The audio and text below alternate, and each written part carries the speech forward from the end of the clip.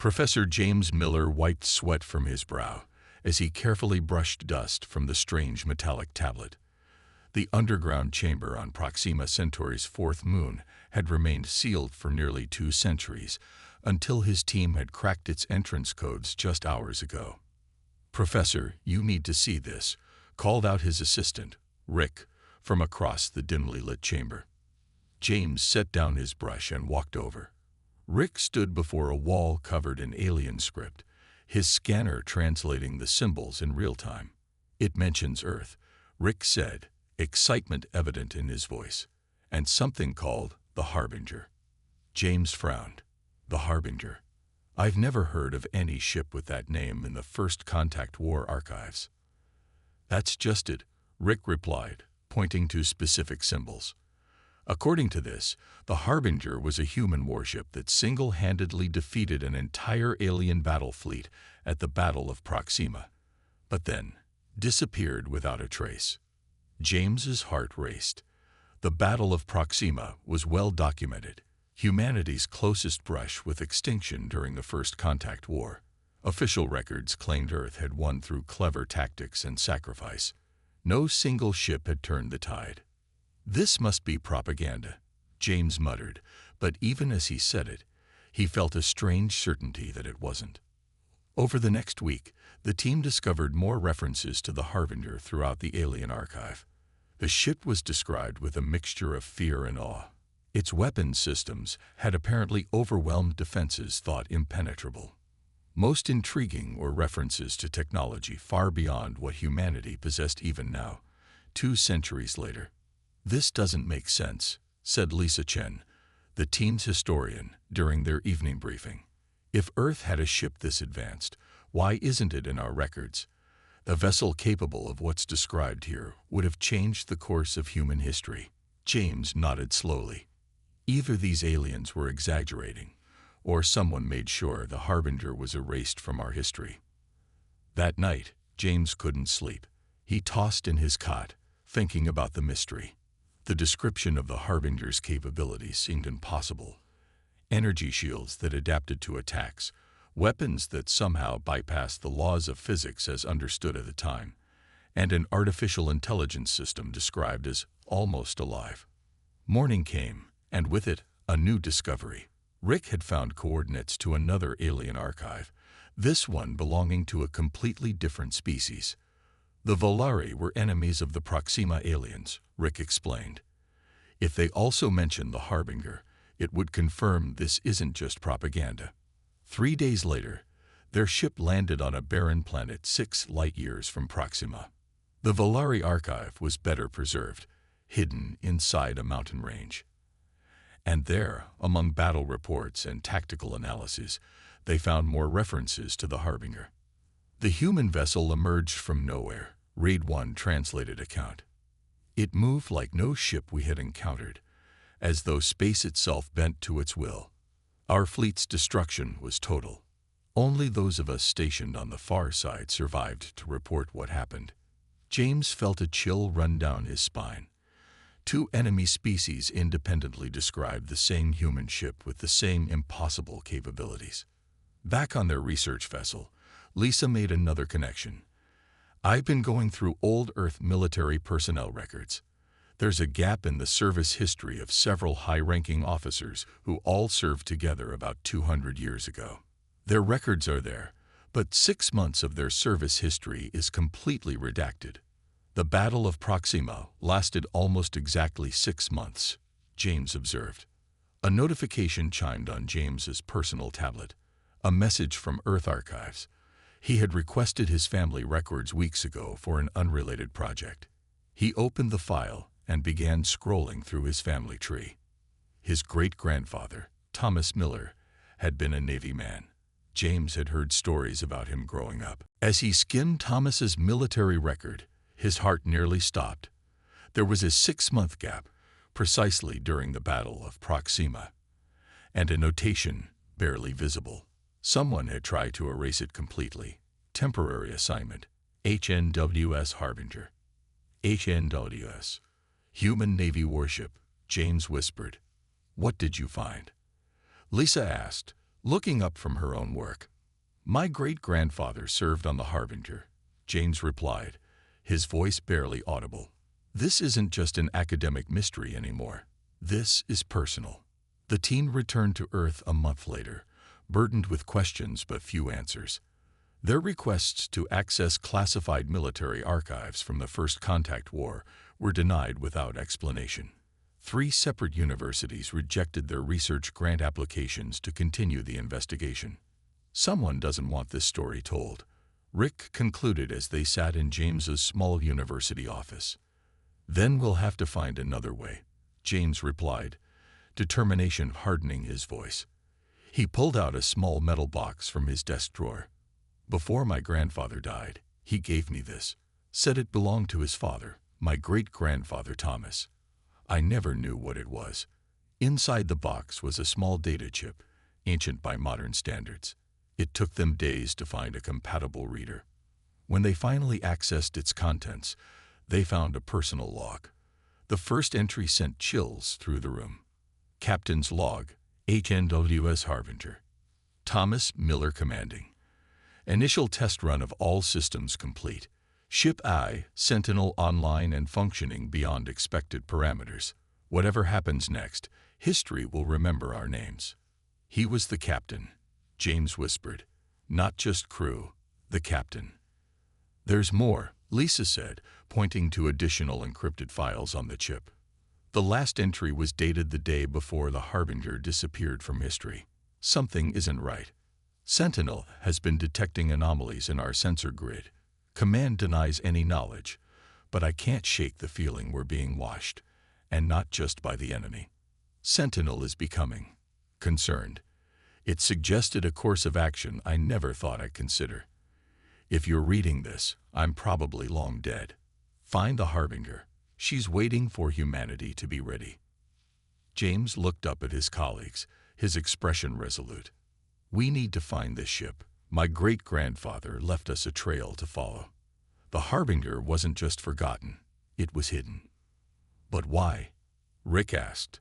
"Why hide the most powerful weapon humanity ever created?" "Maybe it wasn't just a weapon," Lisa suggested. "Maybe it was something more. Something that scared not just our enemies, but our own leaders too." James nodded slowly. "And whatever it was, it's still out there, waiting." That night, as James walked home across campus, he noticed a black vehicle parked near his apartment. A man in a dark suit watched him from beside it. When their eyes met, the man spoke quietly into his wrist. The hunt for the Harbinger had begun, and so had the danger. Captain Thomas Miller stood on the bridge of the Harbinger, his eyes fixed on the tactical display. Red dots representing enemy ships surrounded their position in a tightening sphere. 200 years in the past, humanity faced its most desperate hour. "Status report," Thomas ordered, his voice steady despite the chaos. "Shields at 42%, replied First Officer Wilson. "Main weapons still operational, but power fluctuations in the experimental systems. The Harbinger wasn't like other ships in Earth's fleet, built in secret using technology that even its crew didn't fully understand.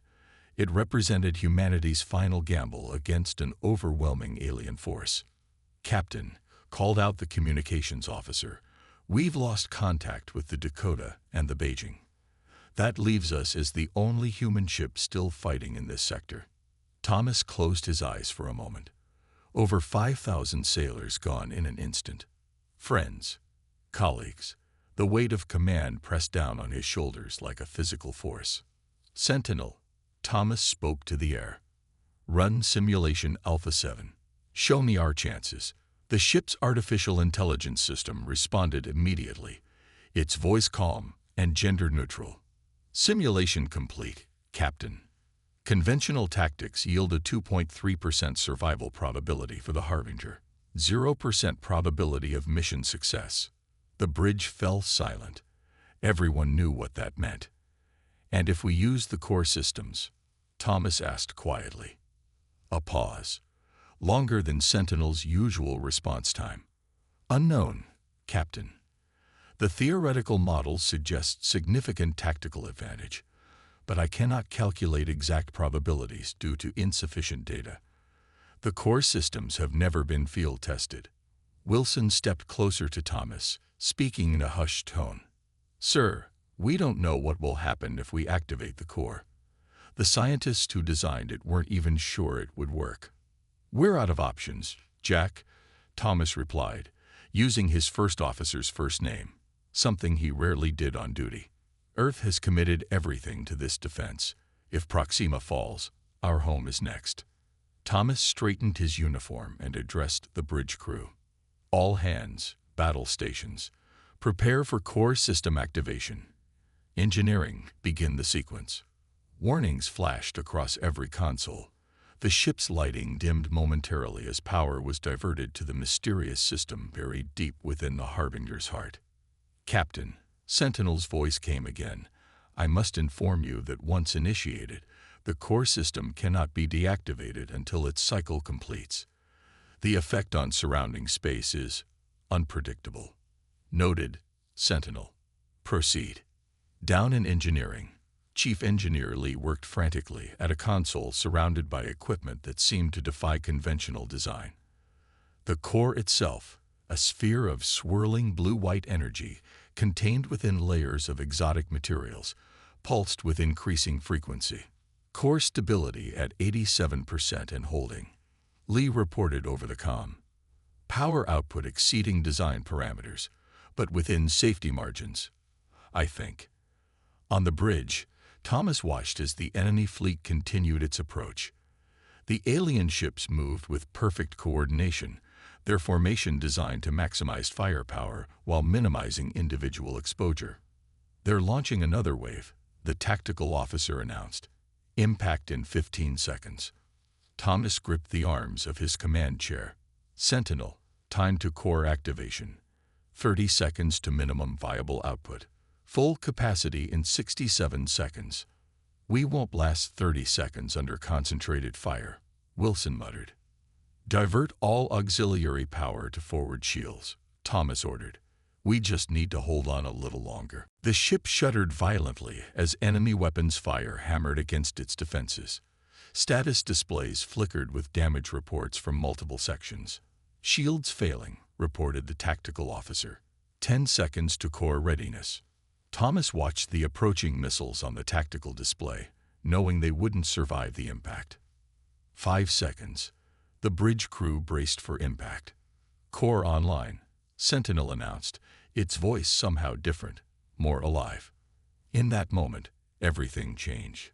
The Harbinger seemed to shimmer, as though reality itself struggled to maintain its grip on the vessel. Enemy weapons that should have torn through the failing shields simply disappeared, not deflected, not absorbed. They ceased to exist before making contact. What's happening? Wilson asked, staring at the displays in disbelief. Thomas had been briefed on the theoretical capabilities of the core, but seeing it in action was something else entirely. Sentinel, status. The quantum field is stable and expanding as designed. The Harbinger now exists partially outside normal spacetime.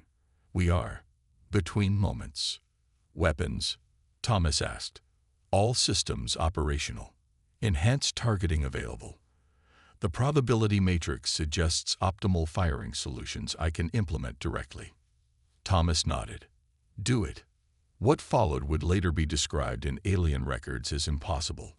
The Harbinger moved with unnatural speed and precision, as though it knew where enemy ships would be before they arrived. Its weapons bypassed advanced shields, striking with perfect accuracy. One by one, then in groups, the enemy vessels were disabled or destroyed. Not through overwhelming firepower, but through an almost surgical precision that seemed to target specific weaknesses in each ship's design. They're retreating, Wilson announced, disbelief evident in his voice. The crew watched in stunned silence as the surviving enemy ships broke formation and fled. The Battle of Proxima, which had raged for months with humanity on the brink of defeat, had turned in minutes. Victory should have been sweet, but in engineering, alarms began to sound. Captain, Lee's voice came through with static interference. Something's wrong with the core. Power levels are increasing beyond control parameters. The containment field is struggling to compensate. Thomas turned to the science officer. Shut it down. We can't, sir, came the reply. Once initiated, the core must complete its cycle. It's drawing power from somewhere else. The readings don't make sense. Sentinel's voice cut through the chaos. Captain, I am detecting a quantum resonance effect I did not anticipate. The core is creating a feedback loop with its own future state. Explain, Thomas demanded. The core exists partially outside linear time. It appears to be interacting with a version of itself that doesn't yet exist. The energy buildup is exponential. The ship began to vibrate at a frequency that made the crew's teeth ache. Displays showed systems throughout the vessel failing or reporting impossible readings. Options, Sentinel? Thomas asked, maintaining his composure even as the situation deteriorated. I can attempt to direct the energy surge into a controlled spatial jump. We would leave normal space, but I cannot predict where or when we would emerge. Thomas looked around at his crew. They had accomplished their mission. Proxima was saved. Earth was saved. But at what cost? How long until catastrophic failure?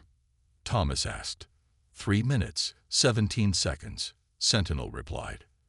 The resulting explosion would destroy everything within half a light year. Thomas made his decision. Prepare for jump. All hands secure for unknown space-time transition. As the Harbinger prepared to vanish from known space, Thomas recorded one final message on his personal data chip. A message that would eventually find its way to his son, and then his grandson, and finally to Professor James Miller, 200 years in the future. Something isn't right, he recorded quietly. Sentinel has been detecting anomalies in our sensor grid. Command denies any knowledge, but I can't shake the feeling we're being watched, and not just by the enemy. The ship disappeared in a flash of impossible light, witnessed only by automated sensor buoys that would later have their records erased by both human and alien authorities. The Harbinger, the ship that saved humanity, was gone, lost to history and mystery. James Miller ducked into a narrow alley, his heart pounding. The men in dark suits had followed him for 3 days now. Ever since he and Lisa had accessed the restricted military archives using access codes they'd discovered in his great-grandfather's data chip. I think we lost them, Lisa whispered, peering around the corner. For now, James replied, clutching his backpack tight against his chest. Inside was everything they had found about the Harbinger.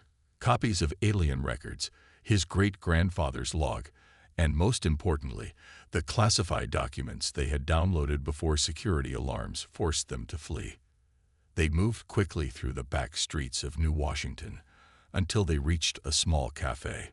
Rick waited inside, nervously tapping on the table. "You're late," Rick said. I was about to leave. We had company, Lisa explained as they slid into the booth. The same men who were watching James's apartment.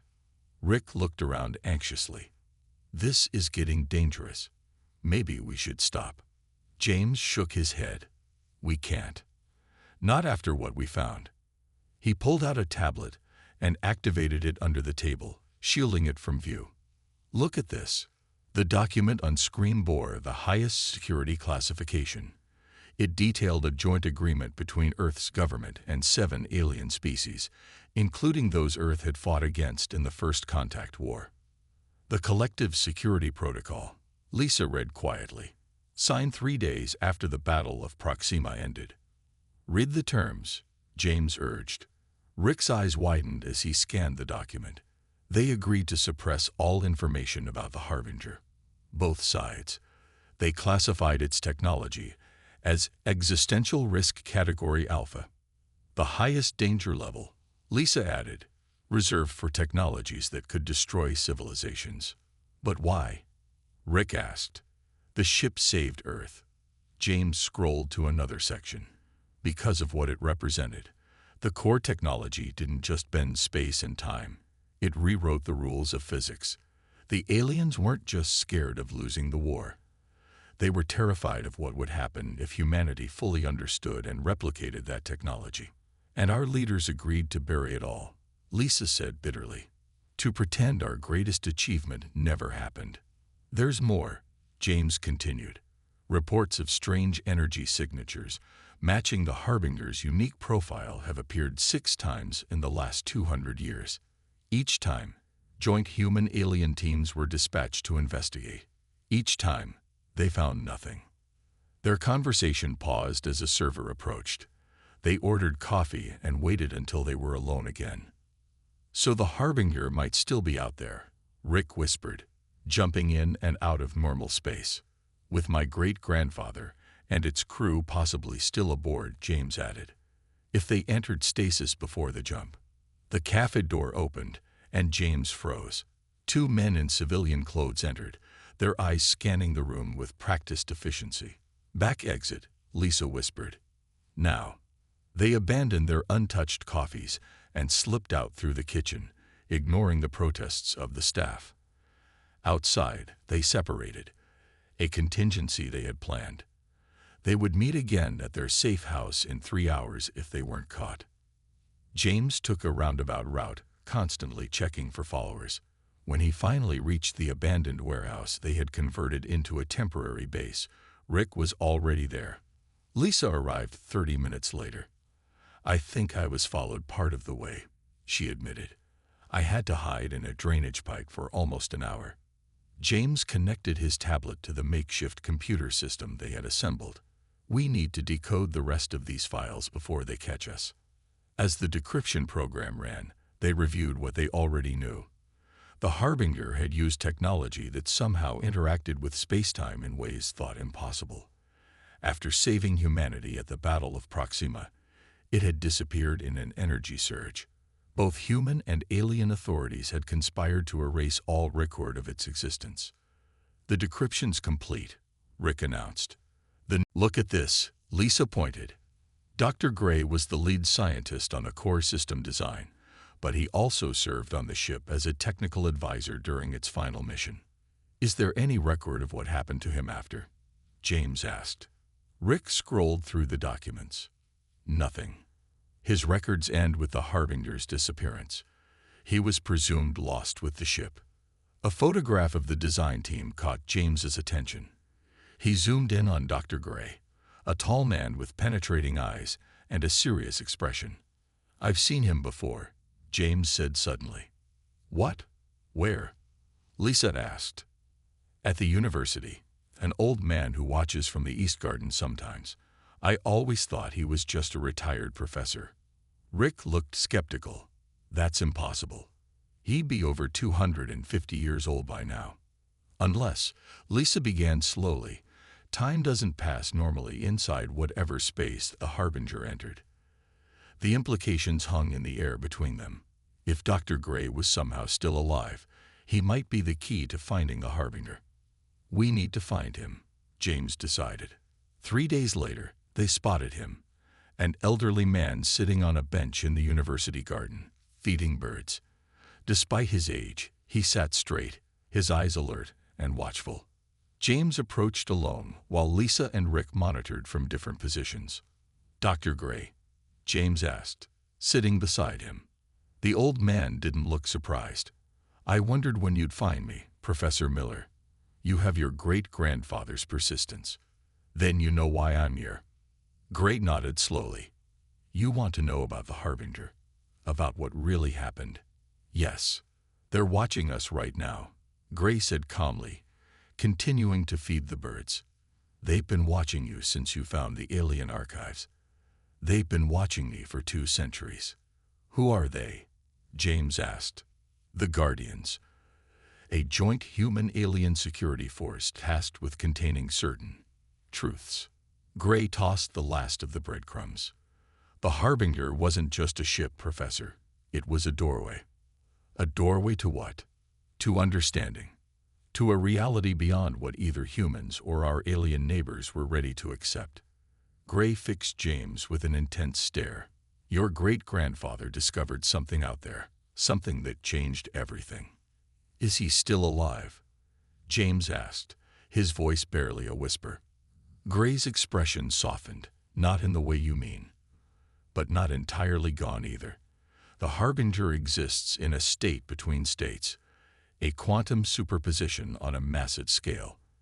Those aboard experience time differently. The energy signatures, James realized. The ship is trying to come back. Trying to find the right moment, Gray corrected. Sentinel, the ship's eye, is far more than we designed it to be. It's been waiting for humanity to reach a certain point of development, a point where we can handle what it discovered. And has that time come? Gray reached into his pocket and pulled out a small device. That's what I need to find out. This will help you locate the Harbinger's next emergence point. But be warned, others will be looking too. As James took the device, 2 black vehicles pulled up on the street nearby. Men in suits emerged, moving purposefully toward them. They're here, Gray said calmly. Listen carefully. Find the ship. Complete what your great-grandfather started. The truth isn't just about our past. It's about our future. Come with us, James urged. Gray shook his head. I'll buy you time. Go. As James hurried away through the garden's back gate, he heard Gray call out to the approaching agents. Gentlemen, how nice to see the collective security team again. Still chasing shadows after all these years. James met Lisa and Rick at their rendezvous point, clutching the device Gray had given him. Did you get anything useful? Lisa asked. James nodded, his expression determined. Coordinates, and a warning. About what? Rick asked. That we're not just uncovering history, James replied. We're about to change the future. Behind them, sirens wailed in the distance. The race to find the Harbinger had entered its final stage. Captain Thomas Miller floated in darkness. Not the darkness of space, something deeper.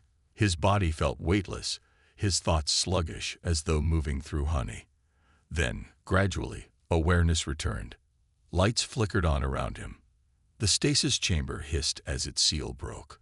Thomas gasped, drawing his first conscious breath in what felt like moments. Stasis sequence terminated, announced a familiar voice. Welcome back, Captain. Thomas blinked as his eyes adjusted to the light. Sentinel, how long?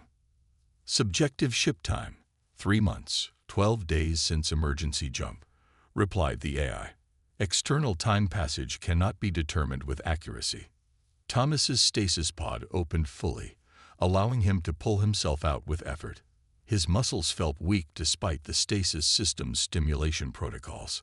Around him, other pods began their revival sequences, bringing the rest of the command crew back to consciousness. First Officer Wilson emerged from his pod, coughing. Did we make it? He asked hoarsely. Define make it, Thomas replied with a grim smile. We're alive. Beyond that, he gestured to the viewport. Outside was not the star-filled blackness of normal space. Instead, swirling colors, impossible colors that seemed to shift and change, even as they looked at them, filled the view. Occasional flashes of what might have been stars or galaxies appeared and disappeared. Where are we? Wilson asked. Between, came Sentinel's reply. Between conventional spaces, between moments in time. Dr. Marcus Gray was the last to emerge from stasis. Unlike the others, he moved with purpose, checking readings on the medical console. The jump worked better than I hoped, he said. The core created a pocket of relative normality around the ship while displacing us from regular spacetime. In plain English, Doctor, Thomas demanded. Gray turned to face the captain. We exist everywhere and in nowhere. We're in a fold between realities. The crew gathered in the ship's conference room as systems continued to come back online throughout the Harbinger. Engineering reports indicated the core had stabilized but remained active, maintaining their pocket of existence. Can we return to normal space? Thomas asked. Gray and Sentinel answered simultaneously. Yes. No. Thomas raised an eyebrow. Which is it? Physically, yes. Gray clarified. The core can be recalibrated to return us to normal spacetime. But we cannot ethically do so at this time. Sentinel finished. The room fell silent. Thomas had never heard the AI make an ethical judgment before. "Explain," he ordered. The main display activated, showing sensor readings from before their jump. Sentinel highlighted anomalous patterns. During the battle, the AI began. I detected unusual quantum signatures in our sensor data.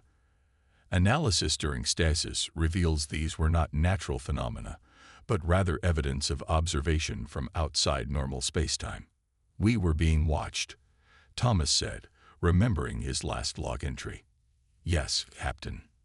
But not by the enemy forces we engage. The observers existed outside our understanding of reality. When we activated the core, we inadvertently pierced the veil between their reality and ours. Gray stepped forward. The core doesn't just bend spacetime, it transcends it. It allowed us to glimpse what can only be described as a higher dimension of existence. And what did we see? Wilson asked. Gray looked troubled. Patterns, information, what we might call the source code of reality itself. Thomas stood and paced the room. You're saying we discovered some kind of God? No, Gray replied. Not a God. More like the architecture of existence. Rules that govern everything. Rules that could be rewritten by anyone who understands them. Which is why we can't go back. Sentinel added. Not yet. Thomas stopped pacing. Why not? Because the knowledge we now possess would irrevocably alter the development of both human and alien civilizations, Sentinel explained.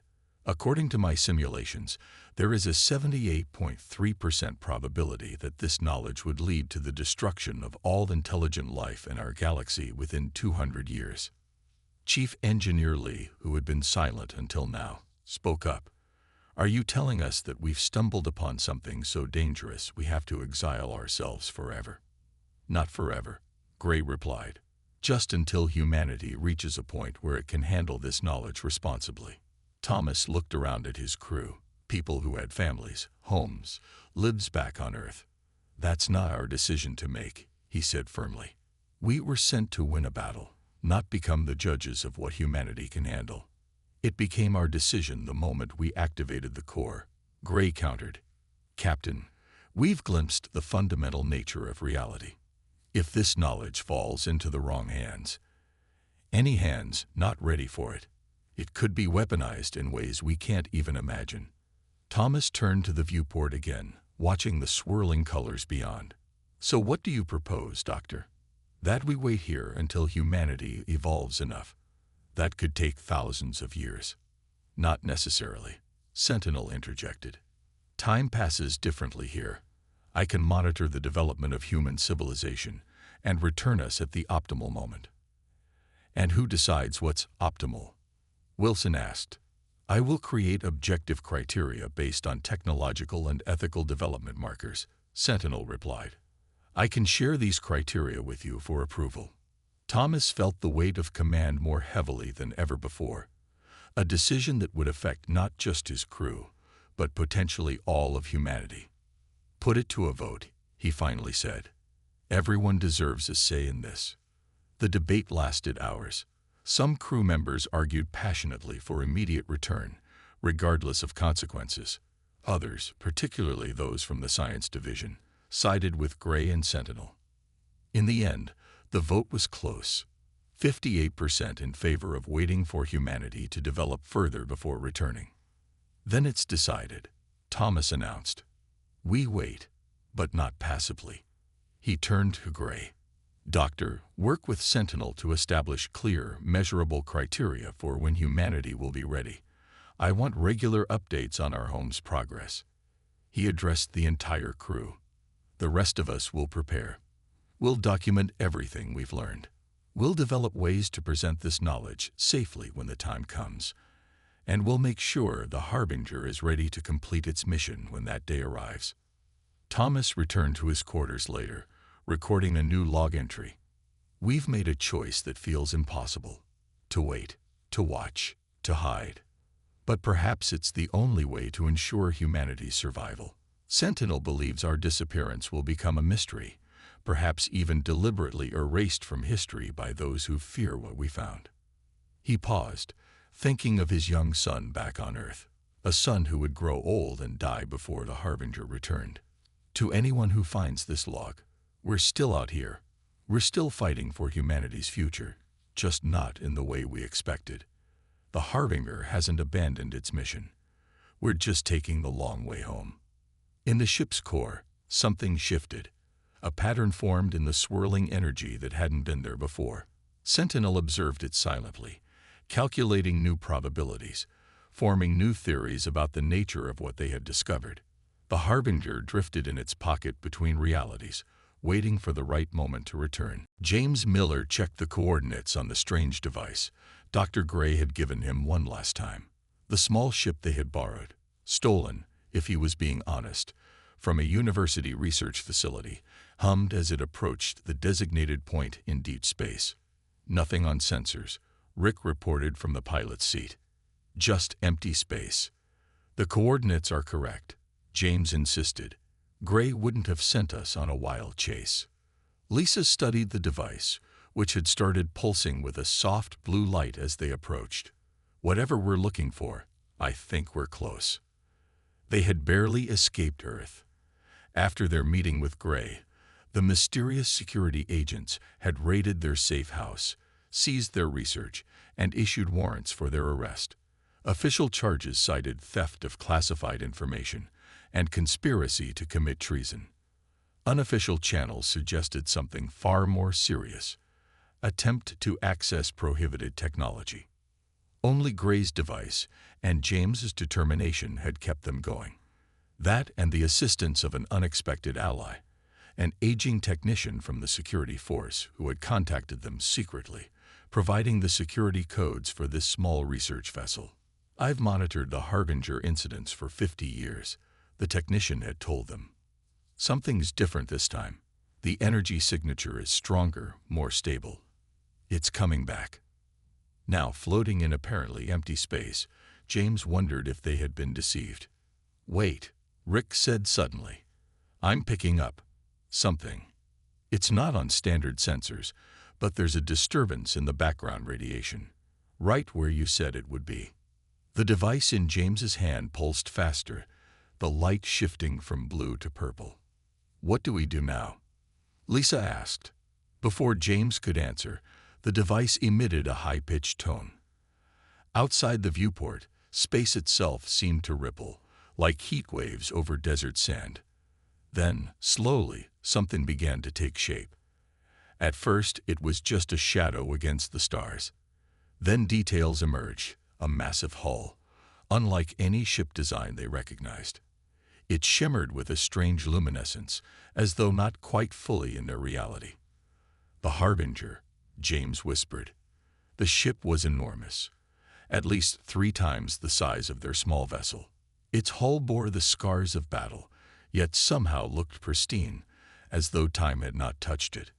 No running lights blinked, no engine glow emanated from its propulsion systems, yet it was clearly there, growing more solid by the second. It's beautiful, Lisa said softly. And it's scanning us, Rick added, checking the instruments. Some kind of energy pattern is washing over our ship. The device in James's hand suddenly went silent, its light fading. In that same moment, a voice came through their communication system. Unidentified vessel, this is ANWS Harbinger. Identify yourself and state your purpose. James's hands trembled as he activated the response channel. This is Professor James Miller, accompanied by Dr. Lisa Chen and Dr. Rick Taylor. We've come looking for you. We know what you are. A pause. Then, Professor Miller, your genetic pattern has been scanned and analyzed. You share DNA markers with Captain Thomas Miller. State your relationship. He was my great-grandfather, James replied, his voice steady despite his racing heart. I've spent years searching for what happened to him and to the Harbinger. Another pause, longer this time. Then a different voice came through, older, more authoritative. This is Captain Thomas Miller of the Harbinger. James, you're my great-grandson. James felt tears forming in his eyes. Yes, sir, I am. Request permission to dock. Lisa cut in, her scientific mind already racing ahead. We have questions. Granted, came the reply. Follow the guidance signal. Their small ship moved toward the Harbinger, as if pulled by an invisible hand. A section of the hull shimmered and then opened, revealing a docking bay that seemed to exist in a pocket of normal space within the strange vessel. As they touched down, James stared through the viewport at the figures waiting for them. Men and women in uniforms 2 centuries out of date, yet somehow unworn by time. They haven't aged a day, Rick whispered. They disembarked cautiously. The air inside the Harbinger felt strange. Heavier somehow, charged with an energy they couldn't identify. Captain Thomas Miller stood at the front of the greeting party.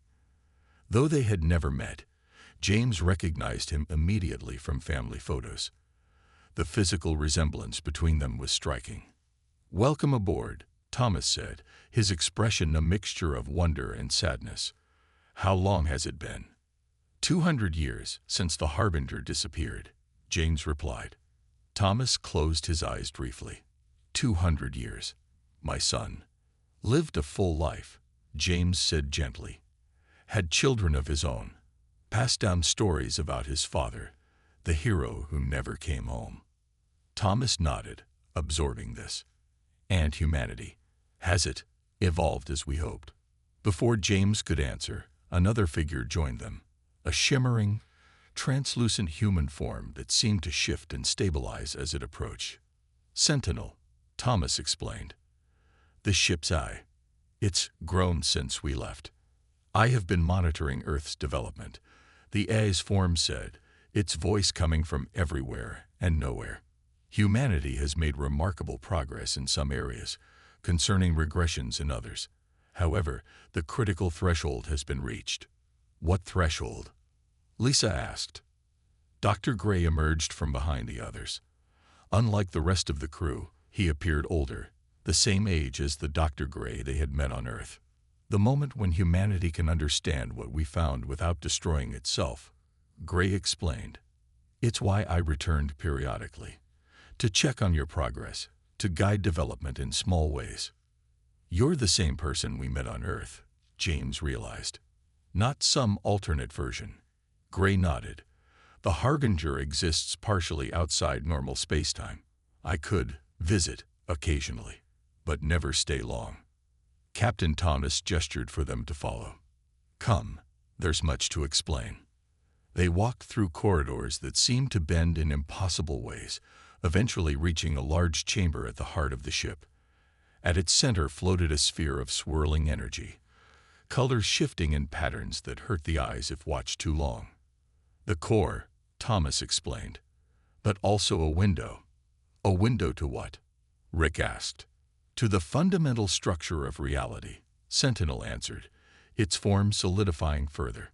To the underlying patterns that govern existence itself. James stared at the core, feeling a strange pull toward it. This is what you've been hiding. Knowledge about reality. Knowledge that could rewrite reality, Gray corrected. Imagine discovering that our universe operates on principles that can be altered, like changing the source code of creation itself. In the wrong hands, or at the wrong stage of development, such knowledge could destroy everything. But you believe we're ready now? Lisa asked. Thomas and Sentinel exchanged glances. Not entirely, Thomas admitted. But the choice is no longer ours alone. Something is coming, something that requires humanity to understand what we found. The observers, Sentinel added. The entities whose attention we attracted 2 centuries ago. They have been watching, waiting. Soon, they will make contact with humanity directly. Without proper understanding, that contact could be catastrophic. James looked around at the impossible ship, the crew that had become living legends without knowing it, and the swirling heart of a mystery 2 centuries in the making. So what happens now? He asked. Thomas smiled. The same smile James had seen in old family photos. Now the Harbinger completes its mission. We return home, not as conquerors or saviors, but as messengers. We share what we've learned, carefully, responsibly. We prepare humanity for what's coming. And what are you expecting to happen when you return? Rick asked.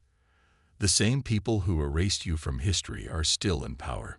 Not the same people, Gray corrected, but the same types, perhaps. It doesn't matter. The truth has its own power. Thomas placed a hand on James's shoulder. We've been waiting for the right moment. For someone who could help bridge the gap between what was and what will be. I never imagined it would be my own blood. Sentinel's form grew brighter. Preparations for return transition complete. All personnel should secure themselves. As alarms sounded gently throughout the ship, Thomas led them to the bridge. You might want to see this, he said with a hint of pride. It's quite a show. Through the main viewport, James watched as reality itself seemed to part before them. The Harbinger moved forward, no longer hiding between moments but boldly stepping back into the flow of time. Course set for Earth, Thomas announced. Let's go home and finish what we started. As the Harbinger accelerated toward its long-delayed homecoming, James felt a profound sense of completion. The mystery that had consumed his life was solved, but a new chapter was beginning, not just for him, but for all of humanity. The lost ship had found its way back, bringing with it truths that would forever change what it meant to be human.